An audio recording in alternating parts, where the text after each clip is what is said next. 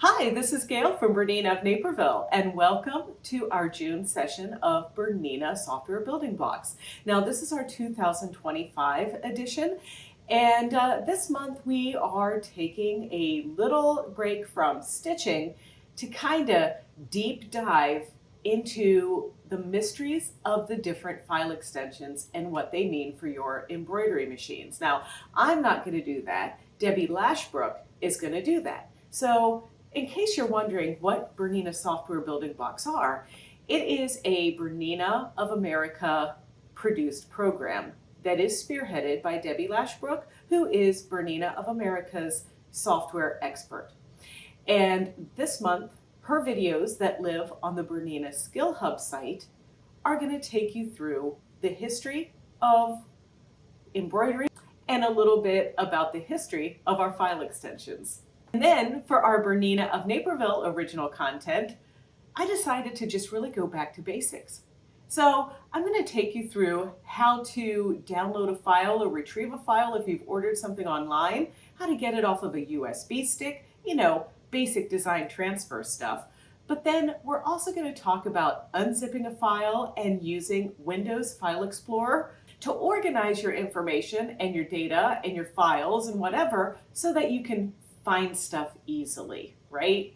I also want to take you through using the BERNINA embroidery library. This is a feature that you can find in your BERNINA embroidery software, and it's just another way to be able to organize all your embroidery files. You can search for embroidery files, you can do all sorts of stuff. So we'll take you through that. And then finally, we're going to talk a little bit about how you can tag your files for easy finding, and also how you can write your own descriptions, comments on a file, and things like that, just in case you are doing a little bit of a cottage business designing embroidery designs for other people.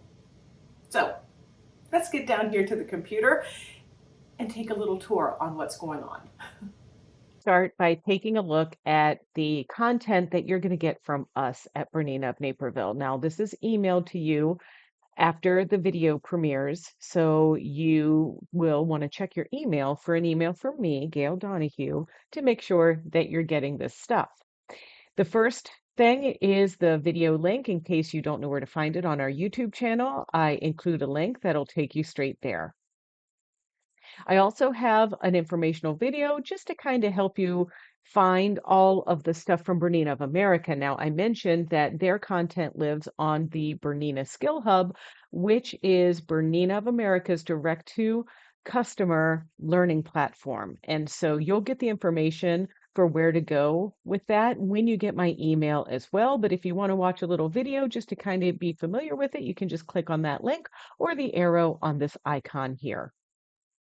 Now, the nitty-gritty. There are loads of instructions from Bernina to help you make this a perfect project. Now, this isn't project-based necessarily, but this is great information for those of you that might be kind of new to a computer and maybe got a computer because you wanted to use your Bernina software, right? So then Debbie put together a presentation deck, formats and grading of files presentation. So when you get your presentation deck like I have here, these little underlined items will take you right to that presentation. Then she also has included changing colors of a design in your software and converting designs in an embroidery library. And then, of course, here is the link to the Bernina Skill Hub. You're going to set up a username and password if you've not used the site before, all of that stuff. And of course, if you have any questions, you can always leave a comment in the description of this video, or you can call us at the store.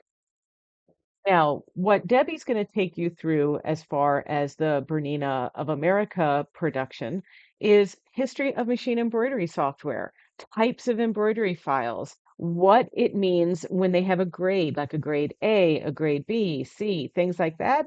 And then she's going to go through some examples of editing. What are we going to do? Well, I kind of spelled it out a little bit in the intro, but we're going to talk about file management. And that means retrieving designs from online sources and maybe off of a USB stick extracting designs, or more commonly called unzipping, because a lot of times when you download a whole collection of things, it's not just the file, it comes in this little file with a zipper on it. And we're going to talk about why you can't read those on your machine and you have to quote unquote unzip them. We're also going to talk about creating a folder on your computer and determining some digital organization. Now, I found a great source for you to help you really navigate a PC computer, also if you're new to a PC. Then we're going to use the Bernina embroidery library. I'm going to show you how to add a folder so you can see it in there, how to open all types of files, and how to convert them. And then we're going to talk about the Design Properties tab and how you can use this feature to add additional information to your embroidery designs, like the name of the person that created it, tags so you can easily find it, specific stitch instructions, thread information, and more. All right, so let's first start with ordering designs because there are numerous ways to order embroidery designs and many sources out there. Online, there's oesd.com. This is owned by Bernina, and the designs found here range from pure art files, and you'll know what that means if you watch Debbie's content, right? All the way to new BQM files used for long arm quilting. Now, BQM files cannot be read in our Bernina embroidery software, but those of you with a new Bernina 790 Pro or a B990 know all about how your machines can read the BQM files, as well as those of you long armers out there that have the Qmatic system. Those are BQM files. At OESD, their designs are first rate and they go through a stringent testing. So when you retrieve a design from Embroidery Online, you know that it's going to be tested and it is as best as it can possibly be for the most enjoyable sewing experience. Now, there's also Dime, that's Designs in Machine Embroidery. They're now owned by OESD. So you might want to look for exciting progress with this new merger. Another company, Kimberbell, you can get their designs online. You can get their designs in our store as a tangible item, and we'll talk about that later. But you know Kimberbell, it's that sugary cute design company that has all of those fun little details that just make their stuff irresistible. They specialize in seasonal quilts and bench pillows. Then there's some other companies. I won't do a deep dive here. I'm sure you've heard of them. There's Embroidery Library, where the subsection of that is called Urban Threads. There's Sweet Pea Designs. There is Sookie Sews. There's all kinds of places where you can find other embroidery designs. There's even Etsy, and Etsy is a place where you may find cottage digitizers, and maybe you aspire to sell designs there too. But I wouldn't go there first if you're very new to embroidery because, unlike some of the bigger embroidery companies, the cottage industry person maybe not having a machine of every brand to kind of test the embroidery designs on.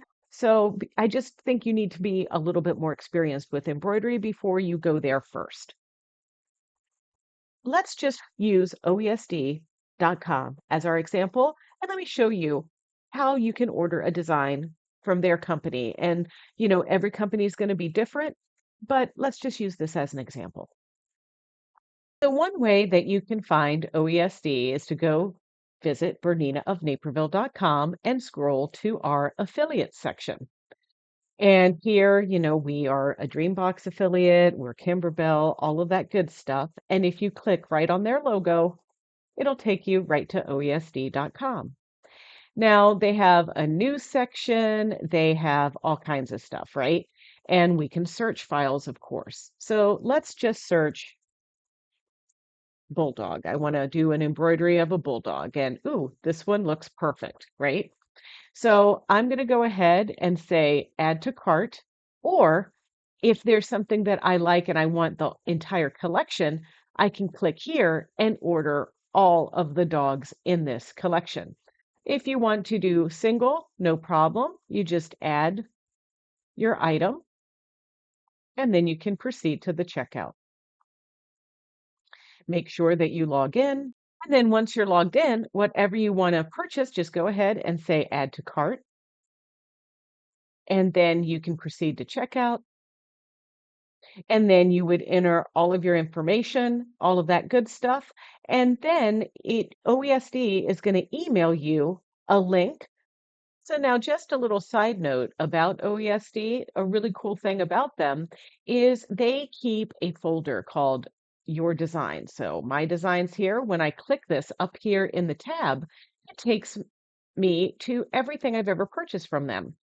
And that way, if for instance, if I get a new computer or if I accidentally delete something off my computer or whatever, I can always go back through and find what I'm looking for here. So you can see there's my Bulldog, and then I can download it, and it gives me the option for how I want to receive my file.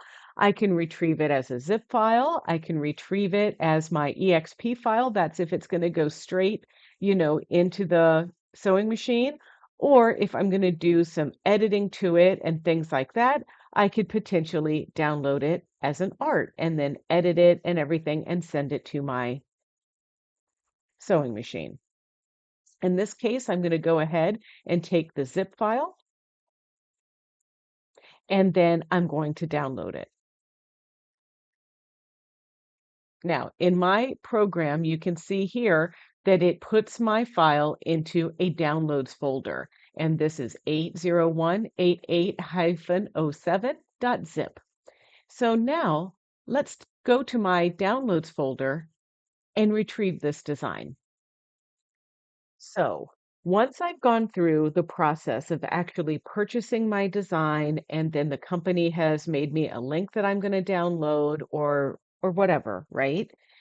The delivery methods are going to vary based on the company, but the most common method is to receive an email with a link to download your designs, or I'm going to go to that My Design section of the OESD website to retrieve my little bulldog like you just saw me do, right? So let's talk a little bit about where I'm going to retrieve this file from my downloads folder. I am using a program or an app on my computer called Windows File Explorer. And Windows File Explorer is a file management tool that comes standard with Windows, allowing you to navigate, organize, and manage files and folders on your computer. It's the primary interface for accessing your file system.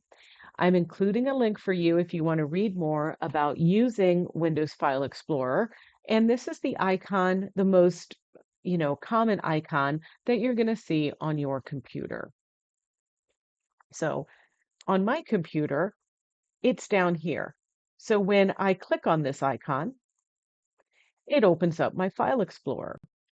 And if you look at my computer here, I've got a column on the left that will take me to all kinds of places on my computer. And I have created a little quick shortcut folders here so I don't have to keep deep diving into all of the areas of my computer's folders. So in this case, most of the stuff that I'm saving is on my shared folder because my shared folder is something that we all share at the store. Like if we're looking for embroidery designs and whatever, then we can keep something in one place that everybody can access because we always, several of us have our hands on projects together, right? So with that in mind, when I look at this, another pinned folder that I have is my downloads. So when I click on this, we can see all the things I've downloaded, right? It's kind of like looking up under my skirt, but nonetheless, then we can see, remember that folder 80188-07.zip? There it is. And it's a folder with a little zipper on it. So now I can, in the world of computers, you have left click where you just left click and then you select something. There's double click, which will open it so that you can see the contents of the folder. And see how I opened that? I'm going to go up a folder because I don't really want to look in the zipped folder. So we all know left click. Click, double click opens it. But if I right click, I have some other options. And one of my options is to extract. And I want to extract all. And it will ask me, well, where do you want us to extract these files? Normally, I just pick the same folder that it was saved in. And then once you've extracted the folder, you can delete the zipped folder. So you can literally select the folder and press delete on your keyboard. You can press this trash can right up there, or you can right click and delete here. So there's lots of options, just like Bernina, right?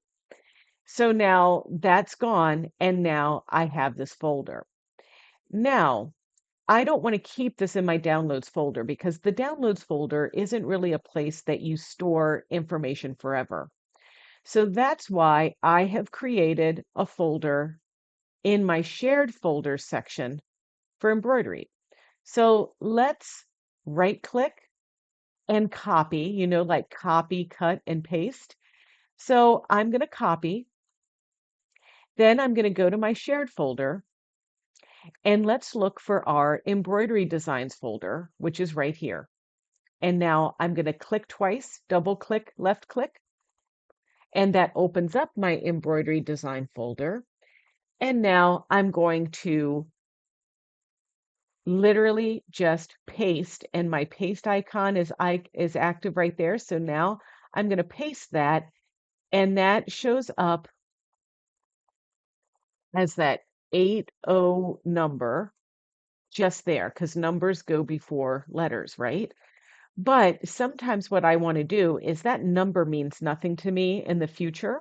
So if I single click, left click on this and use my arrows on my keyboard, I can call this bulldog underscore the pack number. So now I can search it by the number from OESD, but I can also search it by bulldog, or it'll just easily show up in alphabetical order.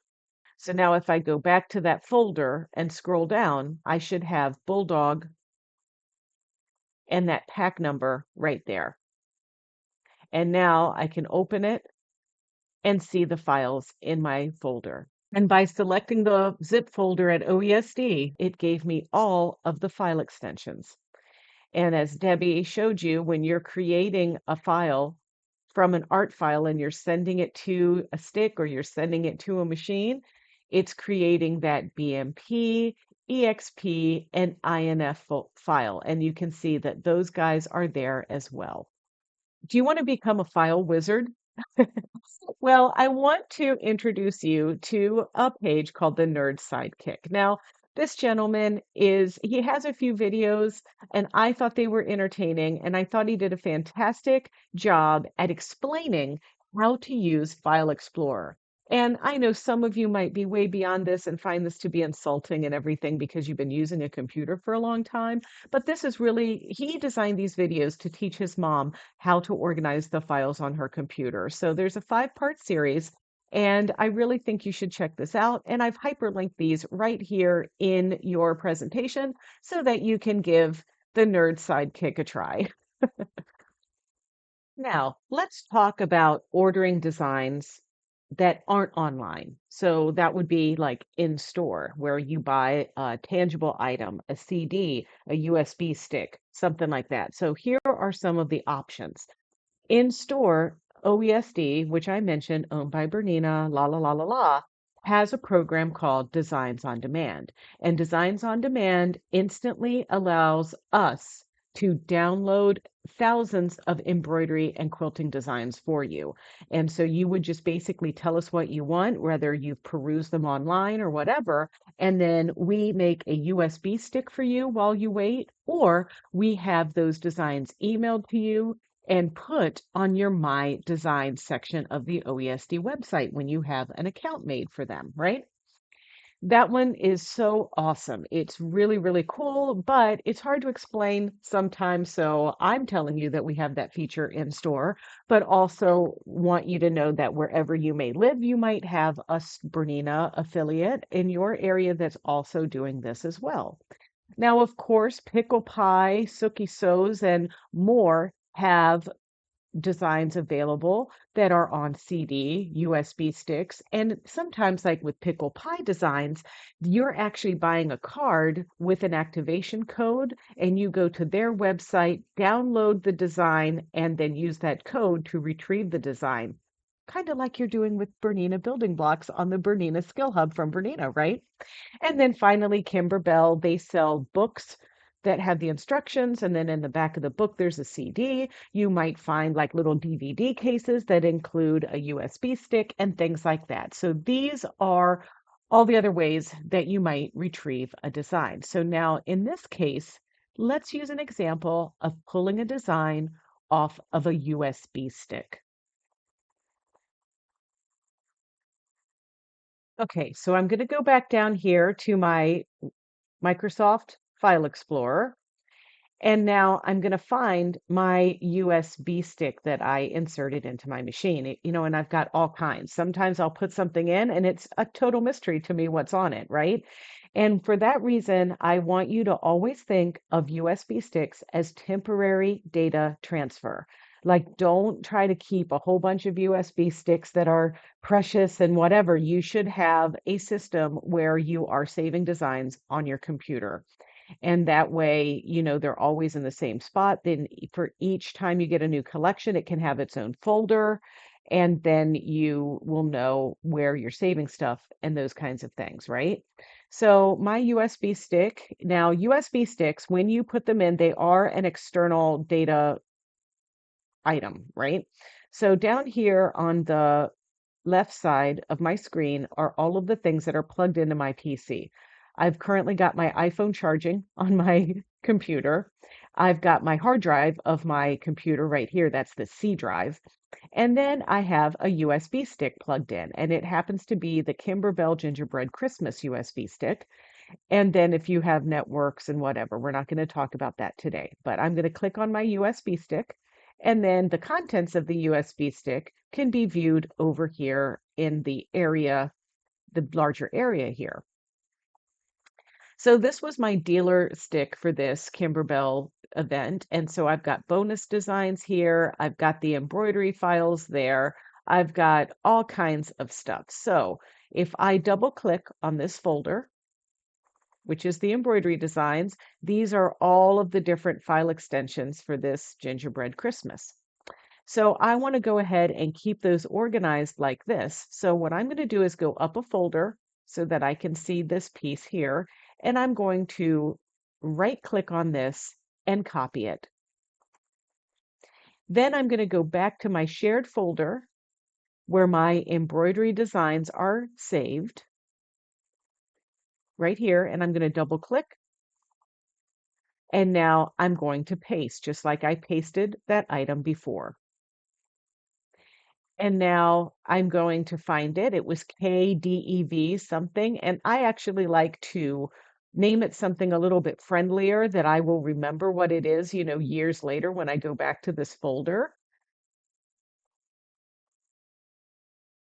And there it is. So now I'm going to click on this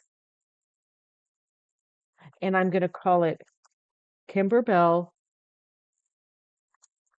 Gingerbread Christmas. And that was 2024.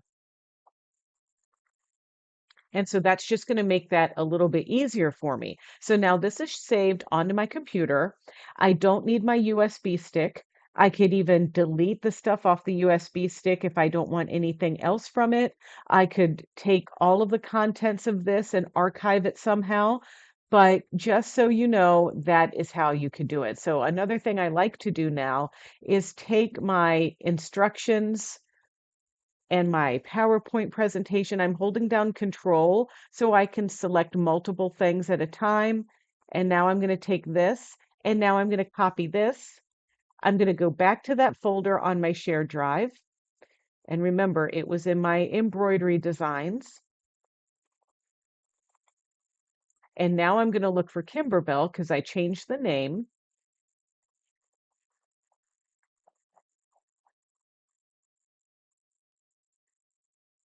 There it is. I'm going to double click. And now I'm going to paste the other contents of this USB stick in here. So I have the bonus CD, I have the instructions, and I have the PowerPoint in case we want to do it again for Christmas 2025, right? And when we looked in this folder, I want to point something out to you. I have my regular folders. See how they're just little manila folders?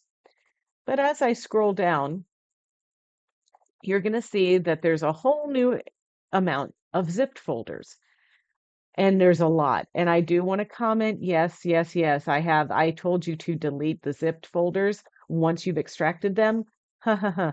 These are files that we have yet to use and we have not extracted them yet. So that's why they live in this state of purgatory here on our shared drive, because we are trying to download the designs effectively from OESD or Kimberbell or whatever, but we always don't get to actually using them straight away. I'm sure none of you can relate to that. So now that we know how to get some designs and all of those good things, and here's an interesting tidbit. Sometimes I forget to put the number of the OESD pack after, the pack. So what I'll do is go ahead and double click on my abundant nature, and then it's actually the number is 80364 from OESD. So I will click and then click again, but don't double click, and that will allow you to rename. Another thing you can do is right click, rename, use the arrows on your keyboard to place the cursor after the title.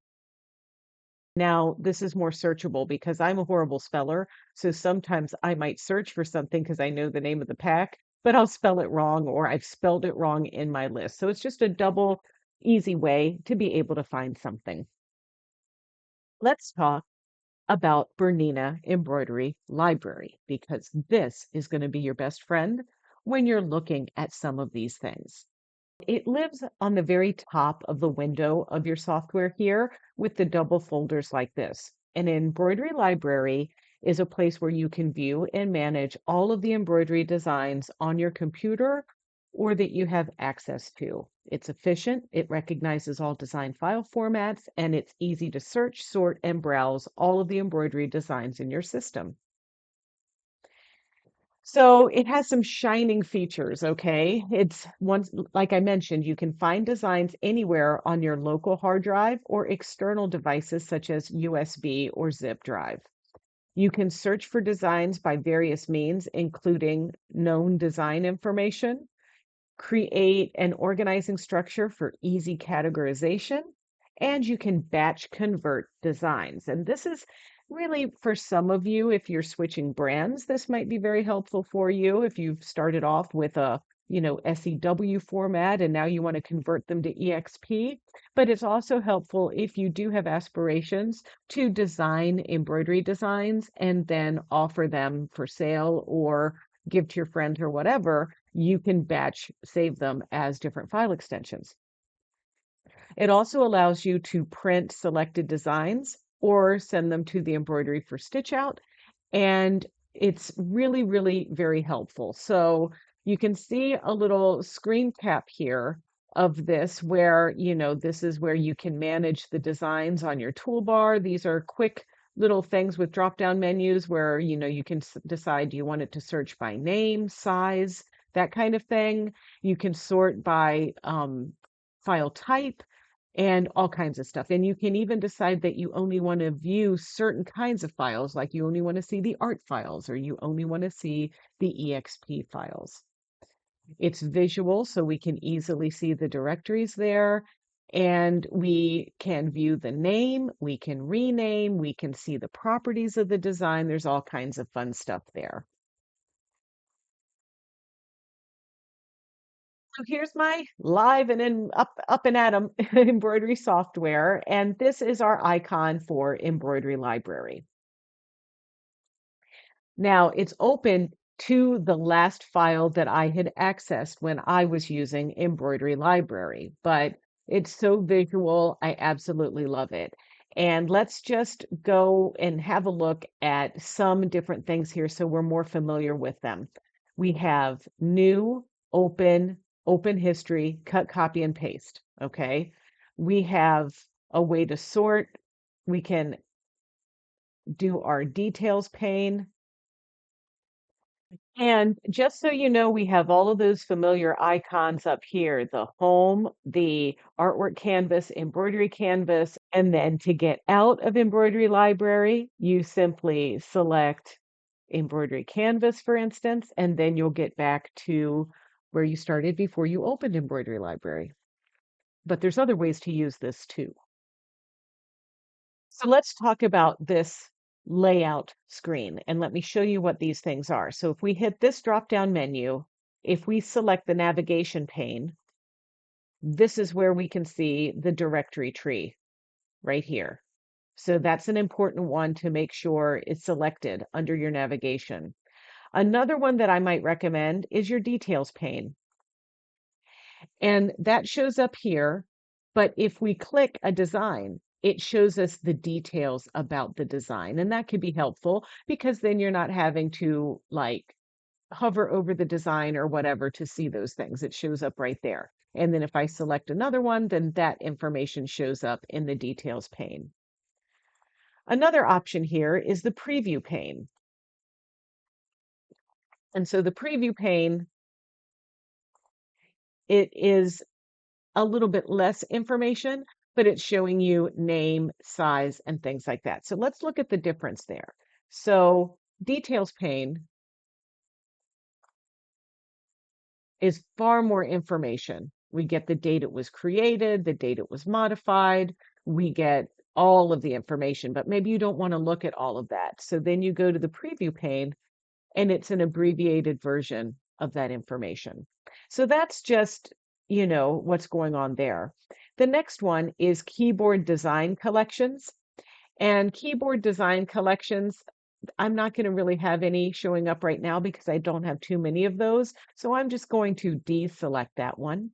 But then we also have the way that we view our designs. Do we want extra large icons, small ones? Let's have a look at what small icons look like. Not a fan of this because I can't visually see the design. So I will tell you that I'm a fan of the extra large icon. So I can really see what the design looks like because I have no idea what they're named, right? And then if we had groups and if we had different kinds of things, we could organize that way. We can organize by ascending or descending order. We can organize by file name. That's usually my preferred method. And if you can see in my example here, I have them organized from reverse alphabetical order. So if we wanted to change that, I could click this item and now we are indeed in alphabetical order. And we all know, or if you don't know, if something is not in alphabetical, if it's in alphabetical order, but it has a leading number, it's going to show at the top of the list, right? And so this is one of those where, you could change the name if you wanted to Fox on a Mushroom or whatever, but I am just so used to these things, I just leave them like this. So this is where I can sort by the type of file. So for instance, if I wanted to find EXP files on here, I could scroll and look for my EXP, and none of these are EXP. And why I like to do this at all embroidery files, and I'll explain, is because some of my designs are old. Or some of my designs are saved as Art 90 or Art 80 or Art 70, right? And if I have to guess which ones those are, I might never find them. So I like to just keep this selected, which would be this one. All machine files are those ones that Debbie talked about, the actual files that the machines read but aren't the pure native file. So for instance, .art is a embroidery file, but EXP is the machine file because that's what the machine reads to make the stitches on your machine. And then another thing we can do is we can search. And so if we're on a directory like Bernina 9 embroidery, we can search mushroom, and the designs with mushrooms pop up. And did you also notice that when I just clicked on only, let's close out of mushroom and delete that.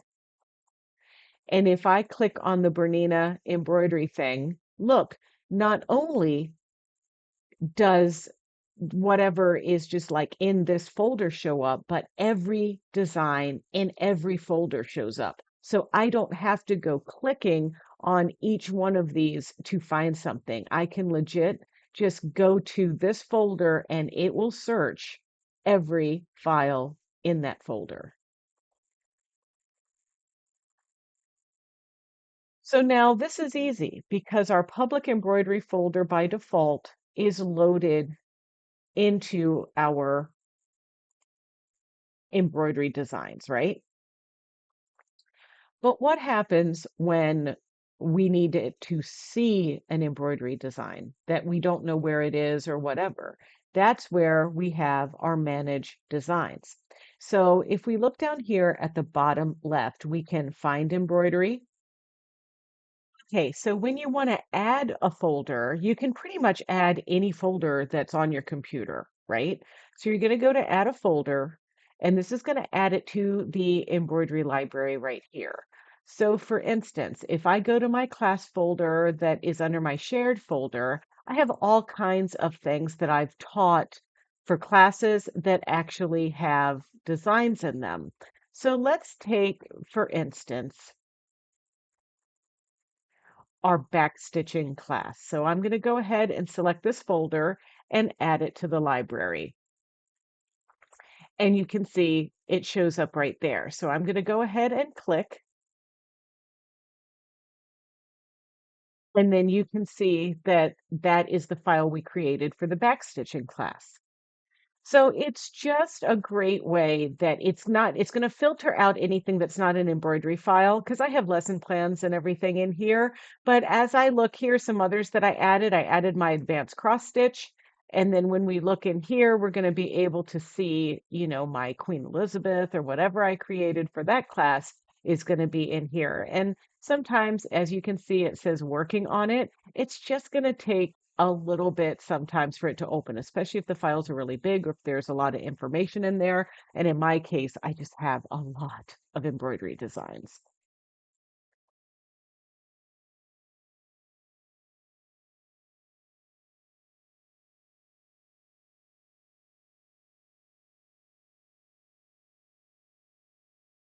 So now let's pretend that you just are tired of your library accessing a folder that you don't use very often. So in that case, just like we could add a folder, we can remove a folder. So for instance, in my case, I'm not really sure I need this particular folder. So I can click on it and then I just click from this list, remove folder, and it doesn't show up on my list anymore. Additionally, let's go ahead and look at our album coasters folder, for instance. And remember, it's cool because we can see what's in a zipped folder in here. Well, this is also where I can take a design and I can export the design as a different file type. I can print the selected design, or I can select a bunch of different designs and catalog them. Let's go to our standard public embroidery folder. Let's take our little jellyfish design. And let's say I want to print the information sheet for this design. And it's going to tell me, what printer I'm using and whatever. And then we can see the preview of how it's going to print your piece, right? Pretty cool.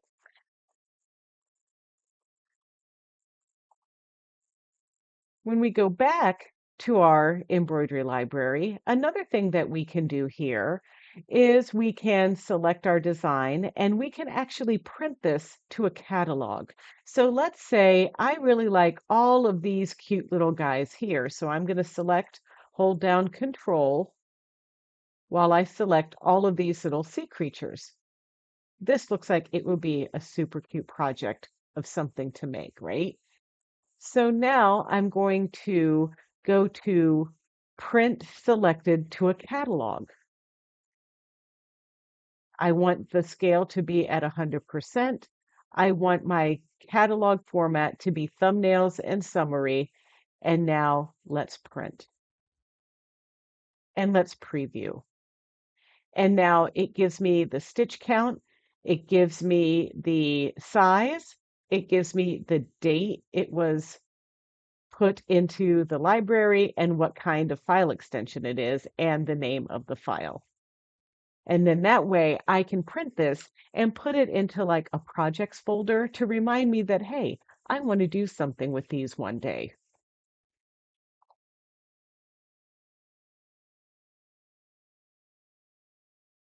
Going back to the embroidery library again, let's say I want to take these selected designs and I want to convert them to EXP so that I can stitch them out on my machine. So they're selected and I'm going to convert selected and I'm going to pick where I want to convert them to. And I can just find my USB stick right here. And now I'm going to select that folder, or I can make a new folder that's called Sea Life, right? Open it by double clicking and now selecting the folder. And I want to pick EXP so that I can save these. I could also pick any other kind of file extension from this list. It doesn't have to be EXP. If I'm working on my Bernina 730 Artista, I can pick this option. If I'm working on a Janome, I can pick that option. So now I just simply say convert. And it's going to take it a little bit. And the little designs as they're converting flash right there. And now we say, okay.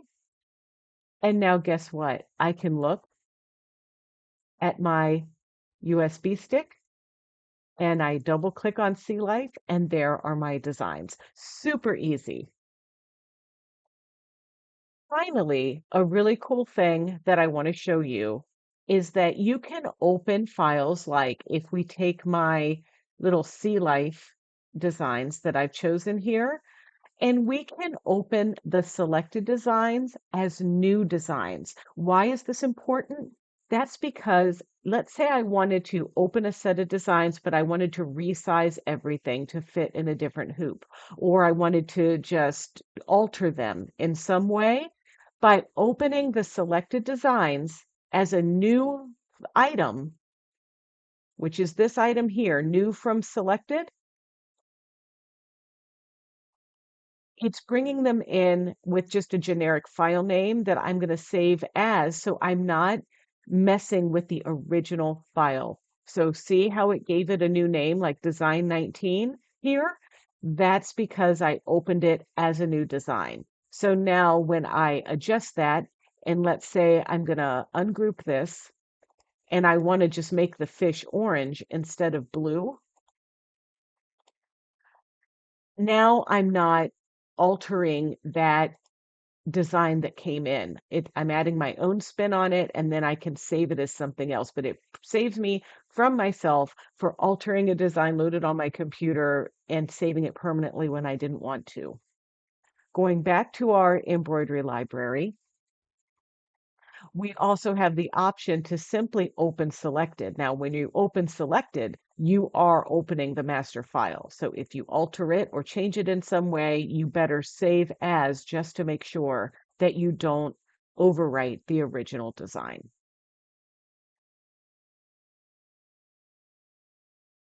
So now we saw how important and fun and useful the embroidery library could be. So let's start some best practices for your designs so that everything can just work spectacularly together. And so that's one of the things that I want to explore with the Design Properties tab. So the Design Properties tab is made up of three categories: design, thread colors, and summary. And it can be found under the Design tab and Design Properties. And then you'll see the different tabs. So the Design tab is where you can see the design name. You can see the version that of software that it was created in. You can see the amount of stitches, color changes, how many colors, trim times, and the machine runtime. And it's estimated for a Bernina machine. And it also shows you the grade. Debbie went over this, but I'm just kind of showing you how I use this feature. We can also adjust the thread color changes. That's also covered in Debbie's presentation, and she includes a specific handout on this. But what I like about using this is I can not only assign the thread colors, but I can edit the charts and I can rename instructions on the color changes. So I'm going to show you that in just a moment. We also have a summary tab. And this is where we can assign an author. So for instance, for me, it would be Bernina of Naperville or Gayle Donahue. I can tag it. So like right now, I just think it's weird that this little squirrel on a mushroom, right, is tagged as decorative accent. So you can remove a tag if you don't like it, right? But we can also give it a subject line and we can give specific comments. And sometimes it might be a good idea to just have the comment be that, hey, this came from OESD and here is the design information link on the OESD website, right? So there's lots of different ways that we can use this.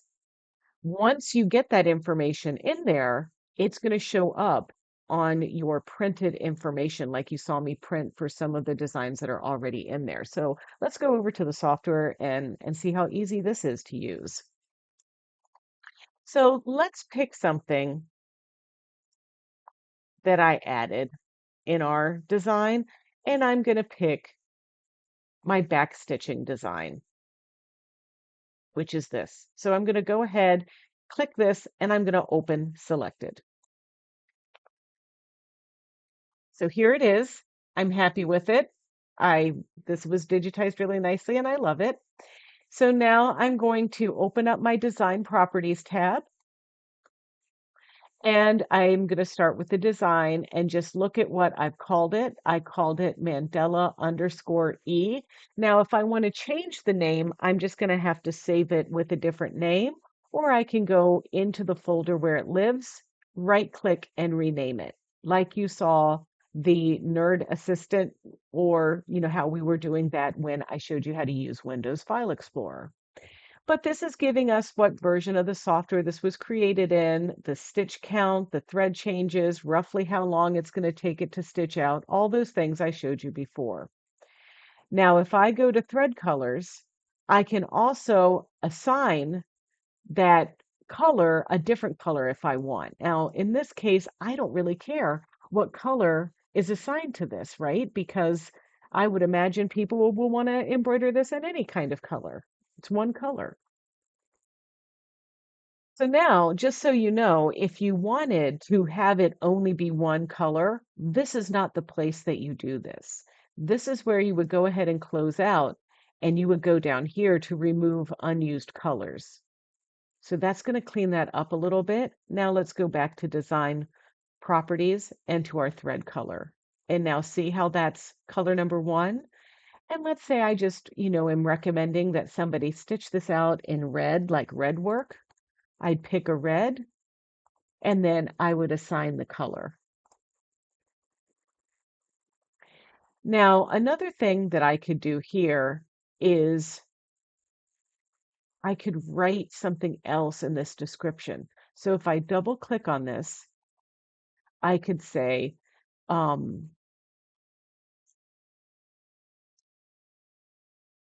could give it needle information. I could say stitch with 80 microtex needle, right? Let's say okay. And now that's going to show up. So this is something that is not that important necessarily for this design here, but there are sometimes, when we have an applique design that we create or something like that. Let me go ahead and open a design like that. When you're doing something where it really requires a lot more instruction, like if you were going to give this design to somebody to stitch out and whatever, this is where we can go into our design properties and really work with stuff. So the first thing that I want to do is reduce the changes to only have the thread colors that I'm using. And so that's what I'm doing here. Now, what I want to do is go to design properties, and now let's go to our thread colors. Now, I don't care what colors we pick here, so I am just going to keep this at blue, but I'm not going to name it blue. I'm going to double click and I'm going to say that this is placement and maybe call it fabric placement. Then we're going to say this is 100% cotton, 50 weight, right? And then we'll just say Bernina of Naperville.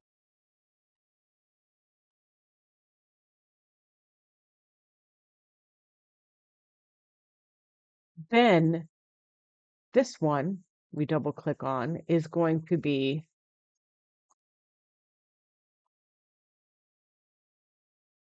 stitching. And then this one is going to be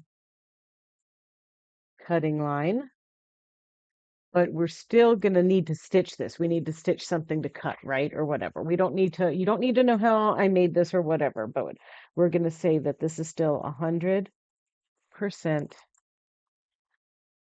cotton, 50 weight, Naperville. And then this one we're going to double click on is going to be stitching line. So now once I say okay and everything and it assigns the stuff, what I want to show you here in our preview of how it's going to print out is now there's my fabric placement line, stitching line, cutting line, stitching line, and so forth. So it gives the instructions right there in the file.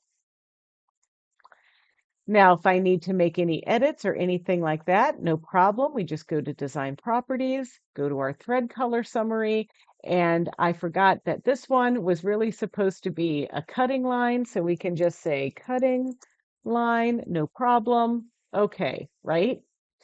And then we go to our Summary tab, and this is where we can really start to add our authors. Maybe this is Bernina of Naperville, right? It's a company, it's not me. And then I want to tag this with ITH for in the hoop or in the hoop. I also want to tag it as single color, even though it's multiple colors, maybe quilt, these kinds of things. And a subject I'm going to give it is digitized half square triangles.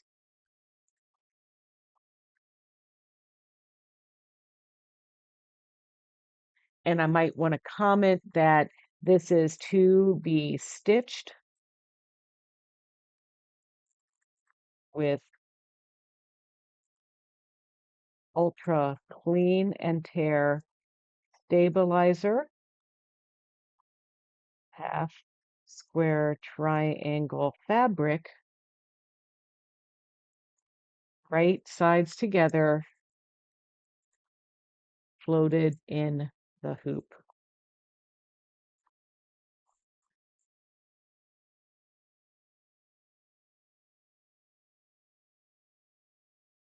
There are our instructions. and there are the steps.